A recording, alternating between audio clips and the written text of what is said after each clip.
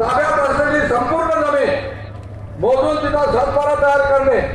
प्रत्येक शेतकऱ्याला स्वतंत्र सातबारा देणे, वनपट्टा धारकाचे नाव इतर हातात टाकले आहे ते कब्जेदार समितीला दाखल करणे, वनपट्टा धारकास त्या वनपट्ट्यावर विहीर, इलेक्ट्रिक पंप, सोलर पंप, पूर्ण प्लॉटचे म्हणजे हरेकच्या जेवढ्या जमिनीचे सपाटीकरण, त्यावर बांधबंदिस्ती, पाईपलाईन अशा केंद्र सरकारच्या योजनेत असलेल्या 13 योजनांची अंमलबजावणी आपल्याला करायची आहे। त्याचबरोबर 5वा मुद्दा जो आहे, नार पाण्याचे पाणी लिफ्टने किंवा बोगद्यातून